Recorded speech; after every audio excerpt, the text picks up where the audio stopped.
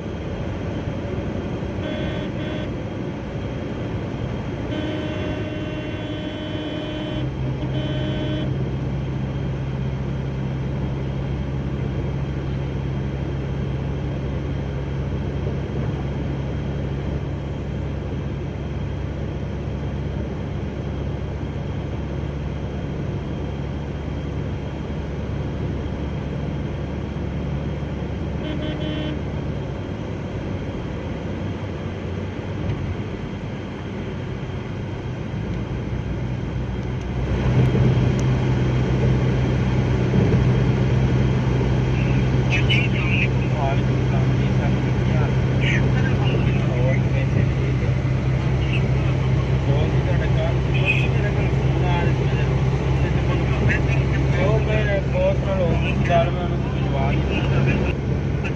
ਅੱਛਾ ਸੱਚ ਪਈ ਮੈਂ ਜਾਣ ਉਹ ਇਨਵਰਟਰਾਂ ਦਾ ਕਿਹਾ ਸੀ 2.5 ਦੇ 55 ਦੇ ਉਹਨਾਂ ਨੂੰ ਕਨਵਰਟ ਕਰਨਾ ਤੁਸੀਂ ਕਿਹਾ ਸੀ ਦੱਸਣਾ ਖਰਚਾ ਹਾਂਜੀ ਆਈਆਂ ਨੇ ਵੀਡੀਓ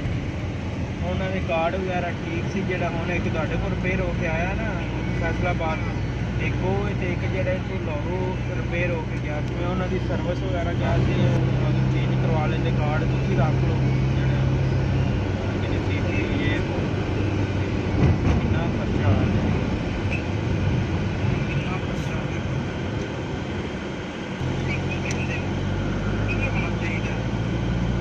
ਮੈਨੂੰ ਤਾਂ ਮੈਂ ਤਾਂ ਕਹਿੰਦਾ ਵੀ ਇਹ ਦੋਵੇਂ ਰੱਖ ਲਓ ਤੁਸੀਂ ਮੈਨੂੰ 255 ਤੇ ਦੇ ਦਿਓ ਫਿਰ ਸਹੀ ਇੱਥੇ ਫਿਰ ਸਹੀ ਜੀ ਪਾਰਟੀ ਵਿੱਚ ਜਿਹੜੀ ਈਜ਼ੀਲੀ ਹੋਏ ਹਾਂਜੀ ਅਗਰ ਤੇ ਇਹਨਾਂ ਨੂੰ ਕਨਵਰਟ ਕਰਕੇ ਦੇਣਾ ਇਹਨਾਂ ਨੂੰ ਪੇਡ ਕਰ ਲਓ